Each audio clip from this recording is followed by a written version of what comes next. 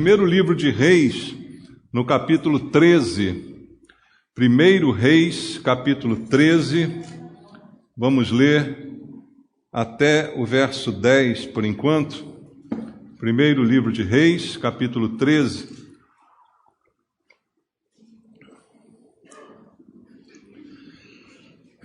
Do verso 1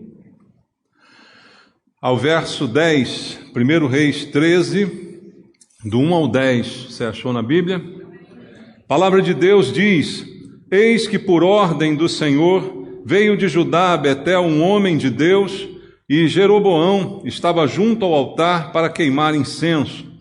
Clamou o profeta contra o altar por ordem do Senhor e disse: Altar, altar, assim diz o Senhor, eis que um filho nascerá à casa de Davi, cujo nome será Josias, o qual sacrificará sobre ti os sacerdotes dos altos que queimam sobre ti incenso, e ossos humanos se queimarão sobre ti.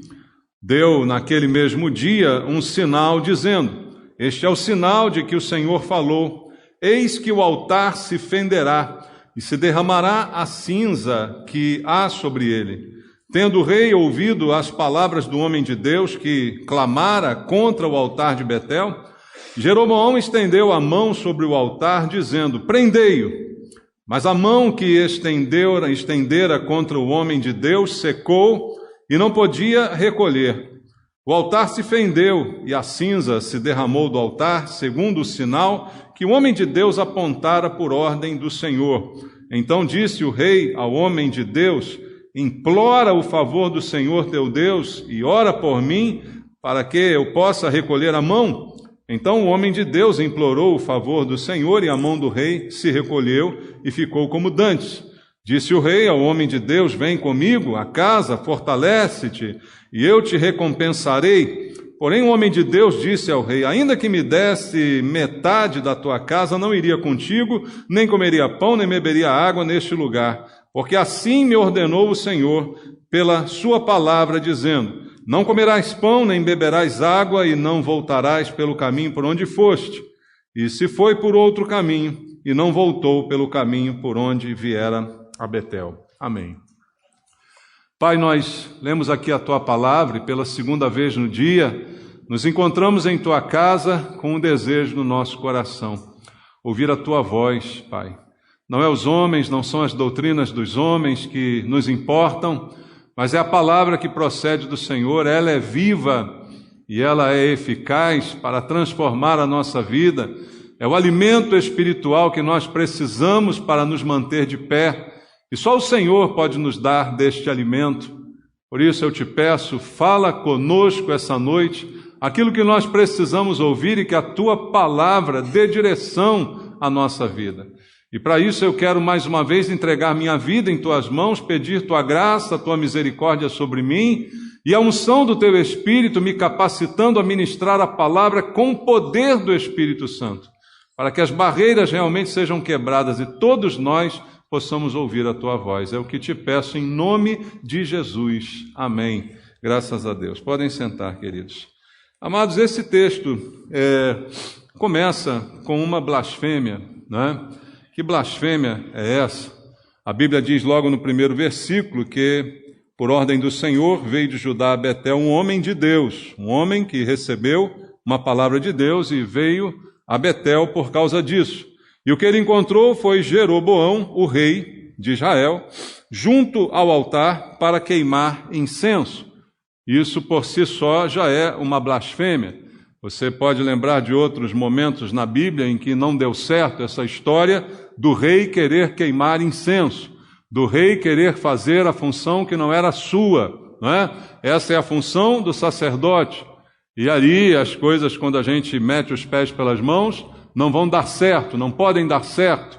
Toda vez que a gente quer fazer algo que não é para a gente fazer, isso vai trazer algum prejuízo. Então há ali uma blasfêmia, porque ele está queimando incenso no altar do Senhor, um lugar que deveria ser acessível apenas ao sacerdote.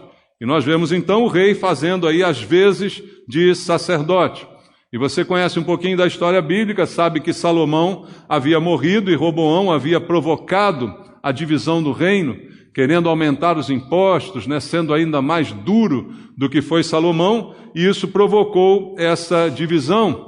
E ali Roboão ficou então reinando sobre o sul, sobre Judá, e Jeroboão passa a reinar em Israel, o norte, não é? Mas ele não era da família de Davi, ele não é um descendente de Davi. E a bênção de Deus estava e está até hoje sobre os descendentes de Davi. Então, aquele reino já começa errado, aquela divisão já não era de Deus, e tudo que decorreu dali foi apenas problema, não é? E a gente vai então ver Jeroboão, que não é descendente de Davi, ali no Reino do Norte, reinando, mas querendo agora fazer as vezes de um sacerdote. E como houve esta separação, a Bíblia mostra que Jeroboão decide criar uma religião. Ele decide inventar uma religião nova, já que Judá ficou com a sede, a raiz, né, daquela descendência, não é? Ele diz assim, não, nós vamos inventar aqui uma religião. E isto é narrado na Bíblia, eu quero ler contigo em 1 Reis, capítulo 12, do versículo 25 ao 33, um pouquinho antes do texto que a gente leu. Diz, Jeroboão edificou Siquém, na região montanhosa de Efraim, e passou a residir ali, dali edificou Penuel. Disse Jeroboão consigo, agora tornará o reino para a casa de Davi. Se este povo subir para fazer sacrifícios na casa do Senhor em Jerusalém, o coração deles se tornará a seu senhor, a Roboão, rei de Judá, que me matarão e tornarão a ele ao rei de Judá. Qual é o raciocínio dele? Se a gente continuar adorando em Jerusalém, Jerusalém fica no Reino do Sul, fica em Judá, o povo vai para lá e vai acabar se submetendo a Roboão, que é o rei lá. Então eu não posso permitir que eles continuem indo para lá. Houve uma divisão política, mas a sede espiritual ainda é Jerusalém. Então ele pensa, olha, se eu permitir que as pessoas voltem para lá, elas vão acabar se afeiçoando a Judá, e o meu reino então estará em perigo. Ele continua, pelo que o rei, tendo tomado conselhos, fez 2 bezerros de ouro e disse ao povo, basta de subirdes a Jerusalém, veis aqui teus deuses, ó Israel, que te fizeram subir da terra do Egito, pois um em Betel e outro em Dan. E isto se tornou em pecado, pois que o povo ia até Dan, cada um para adorar o bezerro. Jeroboão fez também santuários nos altos e dentre o povo, constituiu sacerdotes que não eram dos filhos de Levi. Veja, uma religião diferente. Os sacerdotes que ele faz não são de Levi, e o sacerdócio é da tribo de Levi, então é tudo diferente. A adoração é um bezerro, não é? E ali é uma idolatria, então é uma religião completamente diferente da religião de Deus. Fez uma festa no 8º mês, no dia 15º do mês, igual à festa que se fazia em Judá, veja, uma festa parecida, para dar aquele aspecto de que é uma religião apenas diferente, mas seguindo o mesmo princípio. Sacrificou no altar, semelhantemente fez em Betel, ofereceu sacrifícios aos bezerros que fizera. Também em Betel estabeleceu sacerdotes dos altos que levantara. No 15º dia do 8º mês, escolhidos a seu bel prazer, subiu ele ao altar que fizera em Betel e ordenou uma festa para os filhos de Israel. Subiu para queimar incenso. Então, tudo que está acontecendo é a ideia da cabeça desse homem, né?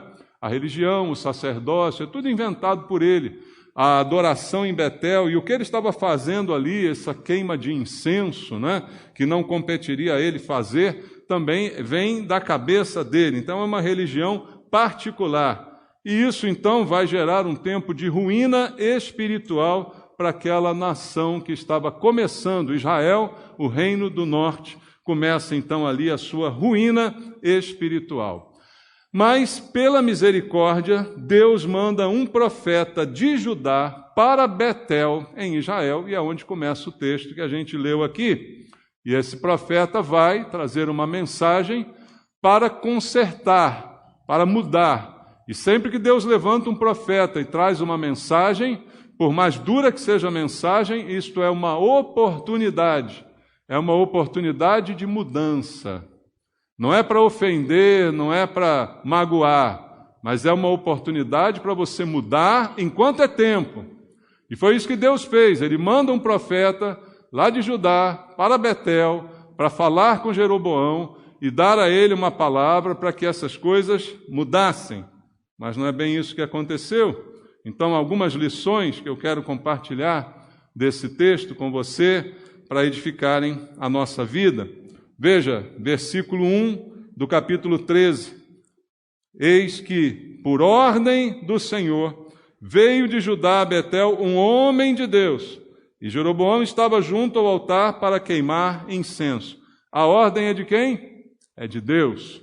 Deus ordenou ao profeta que fizesse isto. E a primeira lição eu tiro deste fato. Quando Deus manda, quando Deus dá uma ordem, eu devo obedecer, porque é sempre o melhor para mim.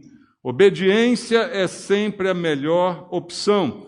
E esse homem, um profeta, obedece e fala contra o altar de Jeroboão e anuncia um sinal. Verso 2 diz: clamou o profeta contra o altar.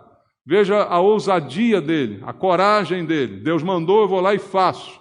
E eu vou falar contra o altar, mas quem está no altar é o rei de Israel.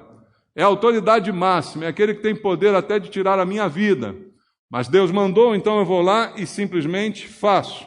E aí clamou o profeta contra o altar por ordem do Senhor e disse: altar, altar, assim diz o Senhor, eis que um filho nascerá na casa de Davi, cujo nome será Josias, o qual sacrificará sobre ti os sacerdotes dos altos, esses que esse rei inventou. Vai queimar incenso, que queimaram incenso sobre ti, e ossos humanos se queimarão sobre ti. Deu naquele mesmo dia um sinal, dizendo: este é o sinal que o Senhor falou, eis que o altar se fenderá e se derramará a cinza que está sobre ele. Então, o profeta, com dano próprio, obedece à ordem de Deus, diz esse desaforo aí na cara do rei, e ainda diz o seguinte: olha, vai vir um homem e ele vai queimar aí até os sacerdotes que você levantou. E olha, mais ainda digo a você, esse altar, para que você veja que isso é verdade, vai se fender, vai se quebrar, e a cinza que está nele será derramada. É a palavra do profeta, mesmo com o risco da sua vida.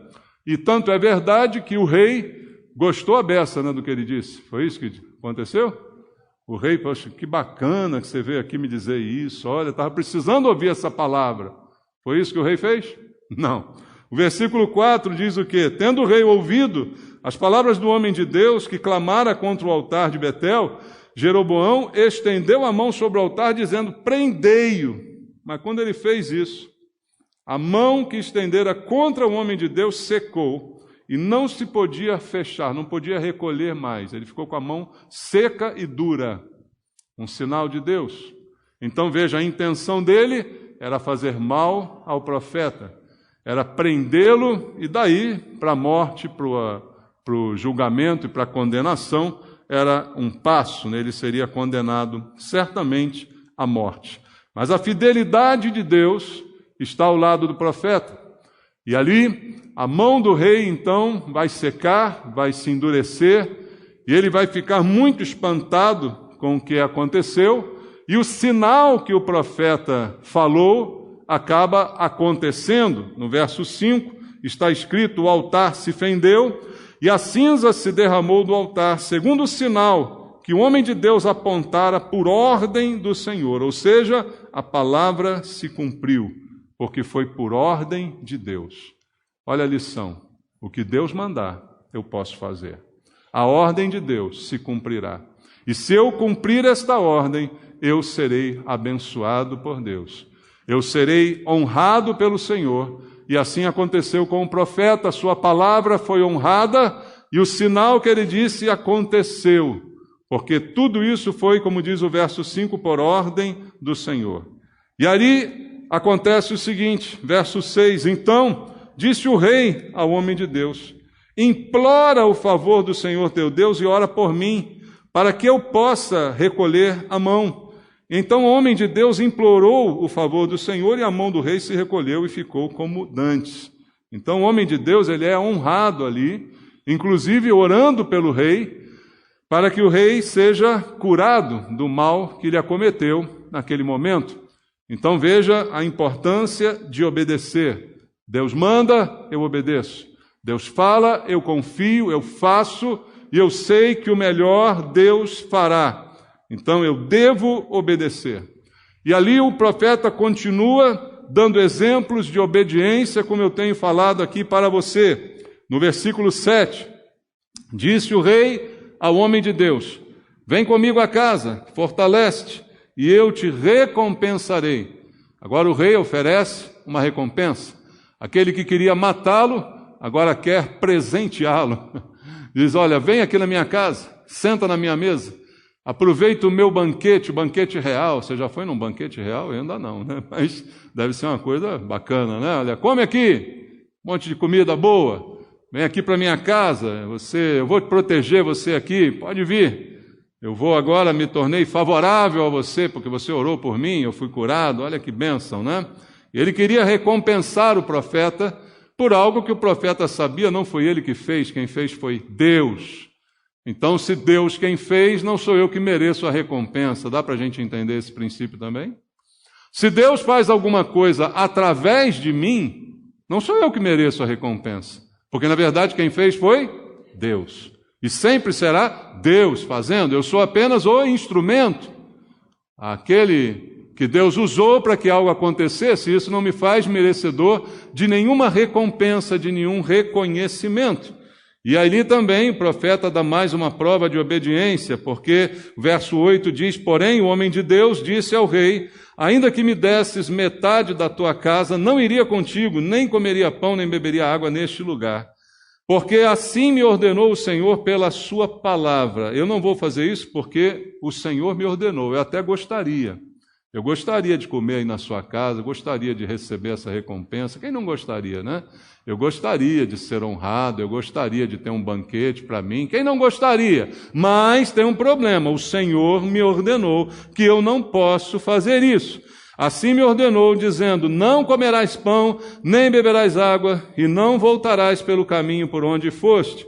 E se foi por outro caminho e não voltou pelo caminho por onde viera a Betel. Então, mais uma vez, esse homem mostra a sua obediência à ordem dada por Deus. Poderíamos parar a mensagem por aqui, eu deixando para você um exemplo de obediência, falando, enfatizando a obediência, e tudo que era necessário já teria sido dito. E eu acredito na importância da obediência. Você crê na importância da obediência? Deus nos chama para a obediência. Só que o texto ainda vai me dar mais algumas lições, porque a história não termina aqui com esse final feliz, não é? Que a gente acabou de ler até o versículo 10. A história continua a partir do versículo 11, eu leio contigo. Morava em Betel, naquele mesmo lugar, um profeta velho. Cuidado com o profeta velho. Vieram seus filhos e lhe contaram tudo o que o homem de Deus fizera aquele dia em Betel. As palavras que dissera ao rei, contaram-nas a seu pai. Perguntou-lhes o pai: por que caminho se foi? Mostraram seus filhos o caminho por onde fora o homem de Deus, que viera de Judá. Então disse a seus filhos: albardai-me um jumento. Albardaram-lhe o jumento, e ele montou. E foi após o homem de Deus, e achando-o sentado debaixo de um carvalho, lhe disse: és tu o homem de Deus que vieste de Judá? Ele respondeu: eu mesmo. Então lhe disse: vem comigo a casa e come pão. Porém ele disse: não posso voltar contigo, nem entrarei contigo, não comerei pão, nem beberei água contigo neste lugar. Porque me foi dito pela palavra do Senhor: ali não comerás pão, nem beberás água, nem voltarás pelo caminho por que fostes. Tornou-lhe ele também: eu sou profeta como tu, e um anjo do Senhor me falou, por ordem do Senhor, dizendo: faze-o voltar contigo à tua casa para que coma pão e beba água. Porém, mentiu-lhe. Então voltou ele, comeu pão em sua casa e bebeu água. Estando eles à mesa, veio a palavra do Senhor ao profeta que o tinha feito voltar. E clamou ao homem de Deus que viera de Judá, dizendo: assim diz o Senhor, porquanto fostes rebelde à palavra do Senhor, e não guardaste o mandamento que o Senhor teu Deus te mandara. Antes voltaste, comeste pão e bebeste água no lugar de que te dissera: não comerás pão, nem beberás água, teu cadáver não entrará no sepulcro de teus pais. Veja o que acontece. Obediente, ele foi até aquela hora. Ele está voltando para casa em obediência. E aí vem o profeta velho. Por isso eu te advirto, mais uma vez, cuidado com o profeta velho. Cuidado, porque é perigoso. E o que o profeta velho fez vai trazer as lições finais para nós dessa mensagem. Na obediência, sempre haverá uma tentação. Guarda isso no teu coração. Eu decidi obedecer, você decidiu obedecer, mas isto provocará tentações sobre o teu propósito, sobre a tua vida. Todo aquele que quer ser obediente será tentado. Você lembra que até Jesus foi tentado? Foi tentado. Eu e você seremos tentados. Todos que querem ser obedientes vão enfrentar tentação. E haverá sempre alguém tentando nos desviar da obediência. Isso é comum. Você faz um propósito com Deus, você firma um propósito, e você se coloca firme na posição de obediência, e aí vem um amigo, aí vem um irmão da igreja, aí vem um profeta velho, vem sei lá quem, e tenta de alguma forma te desviar da obediência. Tenta de alguma maneira te enganar, te enredar, sem um motivo aparente, por pura maldade talvez, alguns. E isso está sempre acontecendo e é algo normal de acontecer, e por isso eu queria deixar esse alerta para você. No velho texto, aqui no texto, tem um velho profeta que foi o algoz, e isso é interessante porque o profeta era um colega de ministério, não é verdade? Quem é que está voltando? É um profeta. E quem é que foi atrás dele? Um outro profeta. É um colega de ministério, é um irmão, é alguém próximo, que pode ser um instrumento para me derrubar, que pode ser um instrumento para depor contra a minha determinação de permanecer firme, puro, obediente. E pode vir alguém, qualquer um, irmãos. Então, o que essa palavra leva a gente a entender é que a gente tem que desconfiar de todo mundo, irmãos. Porque, não no sentido de não se abrir a relacionamentos, não é isso, mas usar o crivo da palavra de Deus para julgar. A Bíblia mesma diz: julgue todas as coisas e retenha o que é bom. E qual é o crivo, qual é o padrão? É a palavra de Deus, é ela que vai me dizer se o que está sendo dito, se o que eu estou vendo é verdadeiro. Não é o outro, ele é profeta igual a mim, então eu vou confiar nele. Ele é irmão da igreja, então posso confiar nele. Não pode não. Infelizmente, não é esse o padrão. O padrão é, o que ele está dizendo está de acordo com a palavra que eu conheço do Senhor, o que ele está propondo está de acordo com aquilo que Deus me disse para fazer. Então é um colega de ministério, mas podia ser um amigo bem intencionado, podia ser um parente, podia ser um irmão. Paulo conta nas suas cartas quantas vezes foi traído, atraiçoado, por irmãos, por judeus, por crentes da igreja, por um monte de gente. Então todos nós estamos sujeitos a ser incomodados dessa forma, porque é um homem que aparenta ser amigo, mas na verdade é um inimigo, e é o nosso inimigo que vai lutar contra nós. E o que esse texto também diz é que muitas vezes esse inimigo é o nosso próprio coração, porque a Bíblia diz, eu não posso esquecer, o coração do homem é enganoso. E às vezes a gente julga com o coração. E a Bíblia diz, se ele é enganoso, ele não pode ser o padrão para julgar. O padrão para julgar é a palavra, porque a palavra não é a verdade. Na palavra não há engano. Então o que vai ter que julgar é a palavra, não o coração. E hoje, infelizmente, a gente está na igreja, muita gente julgando. Aquela frase que eu detesto, sentir no meu coração. Dá até arrepio quando alguém fala isso, Sentir no meu coração, lá vem bomba. Porque o coração é enganoso. Então pode ser um tremendo engano aquilo que vai ser dito, aquilo que vem depois dessa frase. Ora, eu não tenho que sentir nada, eu tenho que olhar na Bíblia. Eu tenho que olhar na palavra, foi isso que Deus falou, é dessa forma mesmo? Não, mas é um amigo, é um profeta idoso, eu tenho que respeitá-lo, Poxa, são princípios também. Você não tem que respeitar os mais velhos? Você não tem que valorizar a experiência dos mais velhos, mas também tem mais velho safado. Não é? O safado é só jovem. Tem velho safado também. Ai, como tem, irmão. Então, eu preciso tomar cuidado, porque às vezes é o meu próprio coração que vai me enganar.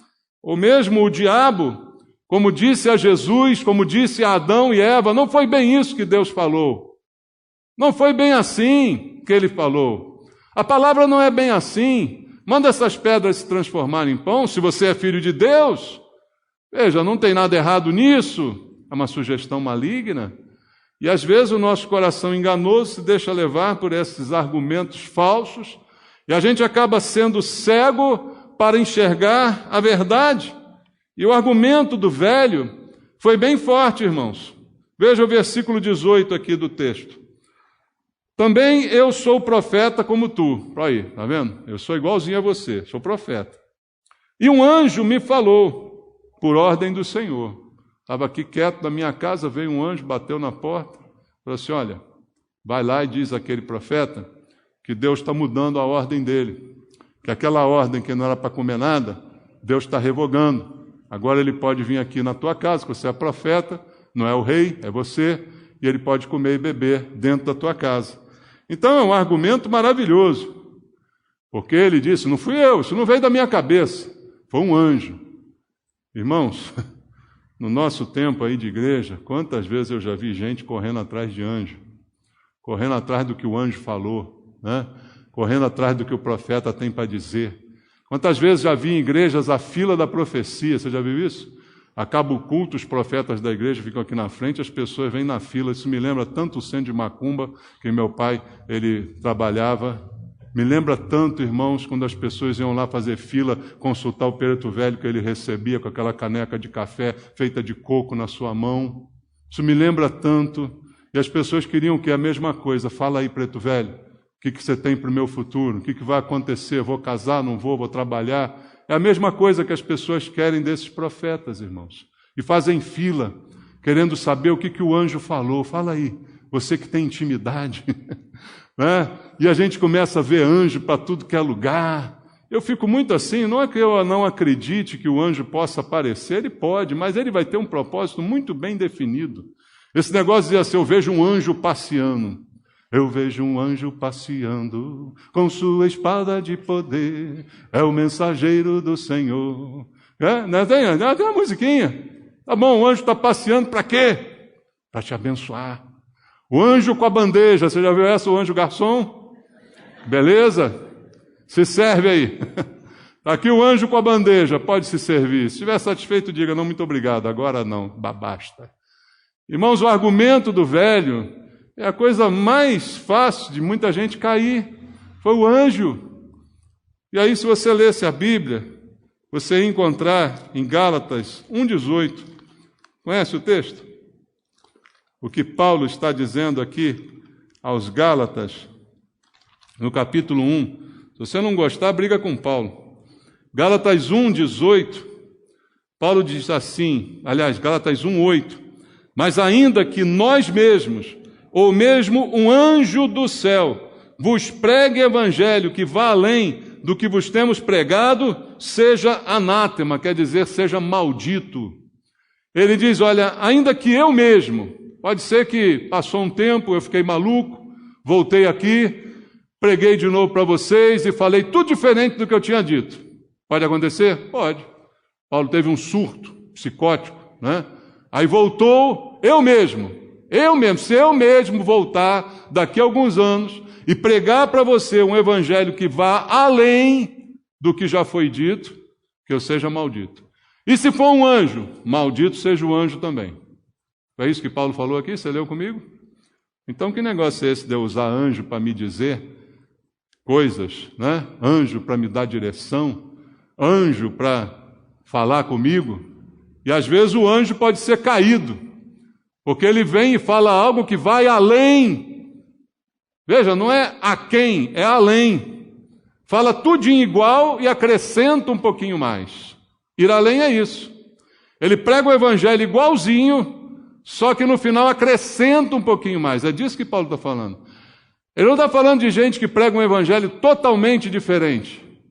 Ele diz de gente que prega um evangelho 100% igual até os 100% dele, só que depois acrescenta um pouquinho mais. É nesse acréscimo que mora o perigo. É no acréscimo que está a fila do profeta, está a fila do anjo, está, você fazer trabalho para o anjo, só falta isso, né? Então, amados, a gente tem que ter esse cuidado da parte do Senhor, que nos adverte a Bíblia, e o profeta como ele, disse isso e ele caiu. E caiu porque não entendeu um princípio fundamental no nosso relacionamento com Deus. Deus não muda. Deus é o mesmo. Se Deus disse, não faça isso, Ele agora não vai dizer, agora pode fazer. Não. Tudo que Deus diz que não é para fazer, não é para fazer até o fim do tempo, irmão. Está entendendo? Não existe pecado que antigamente era pecado e hoje deixou de ser pecado. Caducou. Prazo de validade, igual bula de remédio. Perdeu o prazo. Não, hoje em dia não é mais pecado isso. Não existe isso. Deus não muda. Seu princípio, sua palavra, suas ordens não mudam. Então seria fácil esse profeta se safar do que aconteceu. Mas ele não vai fazer isso. E veja, a partir do versículo 20, voltando lá ao texto, até o 26, diz, estando eles à mesa, veio a palavra do Senhor ao profeta, que o tinha feito voltar, clamou ao homem de Deus que viera de Judá, dizendo, o próprio enganador disse assim diz o Senhor, porquanto foste rebelde à palavra do Senhor, e não guardaste o mandamento que o Senhor teu Deus te mandara, antes voltaste, comeste pão e bebeste água no lugar de que te dissera, não comerás pão nem beberás água, o teu cadáver não entrará no sepulcro de teus pais. Depois de o profeta, a quem fizera voltar, haver comido pão e bebido água, bardou para ele o jumento. Foi-se, pois, um leão, o encontrou no caminho e o matou. O seu cadáver estava atirado no caminho, e o jumento e o leão parados junto ao cadáver. Eis que os homens passaram e viram o corpo lançado no caminho, como também o leão parado junto ao corpo. Vieram e o disseram na cidade, onde o profeta velho habitava. Ouvindo o profeta que o fizera voltar do caminho, disse, é o homem de Deus que foi rebelde à palavra do Senhor. Por isso, o Senhor o entregou ao leão, que o despedaçou e matou, segundo a palavra que o Senhor lhe tinha dito. É o profeta de Deus que foi rebelde à palavra do Senhor. E aí você diz, mas espera aí, isso não parece justo? Porque ele foi obediente até o encontro com o rei. Ou melhor, até terminar o encontro com o rei. Ele não cedeu nem um pouco, mas cedeu depois. O que adianta eu ser fiel até um ponto da minha vida? É isso que a Bíblia diz? Seja fiel até os 70 anos. Depois de 70 está liberado. Né? Não tem isenção para tudo depois de 65? Passe livre no ônibus, vaga de idoso. Então, passou de 65, está liberado. É isso que Deus fala na palavra? Seja fiel até os 65, está bom? A minha Bíblia diz ser fiel até a morte, e eu te darei a coroa da vida. Então, amados, não é questão do tempo que eu fui fiel, não é questão de quanto tempo, mas foi só um errinho, mas um errinho que custou a vida. Foi só um errinho, mas foi um errinho. Moisés teve só um errinho e custou a ele entrar na terra prometida. Entenda, queridos, o padrão é elevado. E é isso que a Bíblia fala, e Deus não brinca, como eu disse hoje pela manhã. Nós é que às vezes estamos brincando com Deus, Deus não brinca. O padrão é elevado. Nós é que temos um padrão muito aquém do que é esperado. E talvez alguém diga, mas ele me enganou. Ser enganado não é desculpa, você deveria saber. Senão eu tenho que desculpar Adão e Eva também, né? Lembra da história? Eva disse, não, foi a serpente. Adão foi a mulher que o Senhor me deu. E ali fica passando um para o outro a culpa. E todo mundo vai invocar, então, o fato de que fui enganado. Caí no conto do vigário. Eu costumo dizer aqui que, normalmente, quem cai no conto do vigário é porque é uma pessoa interesseira. Porque qual é o conto do vigário? É o cara te oferecer uma vantagem muito grande. Ele diz assim, olha, eu tenho aqui um carro, o carro custa 100 mil reais, mas para você é 55. Quer comprar? Mas tem que depositar primeiro o dinheiro na minha conta, que é para garantir o negócio. Aí você vai e deposita. Por que você faz isso? Porque você encheu o olho. Porque você foi olho grande. Você queria tirar vantagem. Porque uma coisa que custa 100 nunca vai custar 55, não importa qual seja a história. Então o engano é alimentado pelo nosso próprio auto-engano. E não é desculpa dizer eu fui enganado. E aí não importa o currículo da pessoa, como eu disse o exemplo de Moisés, currículo maravilhoso, mas lá no final errou também e o seu erro foi punido. Não há da parte de Deus ter alguém inocente se a pessoa é culpada. Então a desobediência sempre trará consequências, porque o que diz o texto no verso 21, está dizendo assim, olha, clamou ao homem de Deus que viera de Judá, dizendo, assim diz o Senhor, porquanto foste rebelde à palavra do Senhor, e não guardaste o mandamento que o Senhor teu Deus te mandara. Toda desobediência é rebeldia. E como diz a Bíblia, rebeldia é como o pecado de feitiçaria. Veja como é sério esse negócio de rebeldia. Hoje as crianças são rebeldes, a gente diz assim, que bonitinha, é rebelde. É uma pequena feiticeira, é um pequeno feiticeiro que você tem dentro de casa. E a gente diz, que bonitinho, é rebelde. Toda rebeldia é como feitiçaria. Cabe a nós tirarmos essa rebeldia. Isso é bíblico e é assim que a gente tem que agir. E o que aconteceu com o profeta é que a consequência da rebeldia, qual é a consequência da feitiçaria? É a morte. É a morte. Eu li esse texto de manhã lá do Lago de Fogo, não é? O texto é a morte. A consequência do feiticeiro, do idólatra, do mentiroso, a parte que lhe cabe é o lago que arde com fogo e enxofre. E ali a rebeldia do profeta levou à sua morte. Mas o problema, irmãos, é que nem todo mundo paga com a morte. E essa é a última questão que eu quero deixar contigo nessa mensagem. É que a gente usou um texto bíblico e no final da história, o profeta morreu. Morreu tragicamente, foi comido por um leão dilacerado. Morte trágica. E aí talvez alguém possa dizer, olha, o pastor está botando medo na gente. Não fica fazendo besteira não, porque o leão vai te comer. Já não chega do imposto de renda, né? Cuidado aí que o leão vai te dilacerar. Vê se você não desobedece, o pastor está ameaçando para a gente. Só que, irmão, sabe qual é o problema pior? Não é o leão. É que às vezes o leão não come. É que às vezes a gente é rebelde e a morte não vem logo. A morte não é a consequência imediata. Mas há um princípio também na palavra de Deus que diz, de Deus não se zomba. O que o homem semear, ele ceifará. O texto não diz quando, mas ceifará. Mas não morreu. Eu estou pecando, estou sendo rebelde, não caiu um raio na minha cabeça, como o pastor falou que ia cair, o leão não me comeu. E agora? De Deus não se zomba. Semeou, colherá. Isso é um princípio irrevogável das Escrituras, aliás, como todos os princípios das Escrituras são irrevogáveis. Então, eu termino dizendo para você e para mim também, vale a pena obedecer. E vale a pena obedecer até o fim. Pensa quantas dores e quantas derrotas seriam evitadas se a gente sempre obedecesse. Dá para parar para pensar nisso? Quantas derrotas, quantas perdas teriam sido evitadas ao longo da nossa vida se a nossa opção fosse sempre obedecer? Porque obedecer é uma opção. Ninguém é obrigado. Deus não obriga ninguém.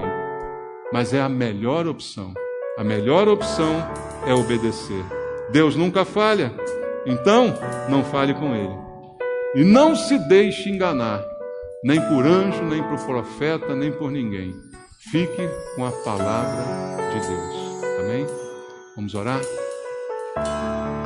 Pai, muito obrigado por nós estarmos essa noite em Tua casa. Podemos aqui ouvir a Tua voz através da Tua palavra. falando ao nosso coração, nos ensinando, nos acordando para realidades que talvez estejam sufocadas no nosso coração, chamando a nossa atenção para coisas que talvez a gente não tenha atentado, nos dando um alerta em relação a todos que estão ao nosso redor, mostrando que o padrão de julgamento é a Tua palavra. Que a gente se apegue à Tua palavra, Pai. Que a gente se apegue à Tua ordem e não se deixe enganar, mesmo que um anjo do céu venha e diga algo que vai além do que foi dito, seja esse anjo maldito. Pai, eu te peço, dá discernimento a cada um de nós. A cada um do Teu povo, essa noite, dá olhos bem abertos, discernimento, para não nos deixar enganar, para fazer o que é preciso fazer e ir até o fim. Ser fiel não por um tempo, mas ser fiel até a morte. E a coroa está guardada, a mesma que Paulo disse, o Senhor a tem guardada para mim. E Ele tem guardado para cada um que espera na sua volta. Fala conosco, Pai, em nome de Jesus. Deus te abençoe, em nome de Jesus.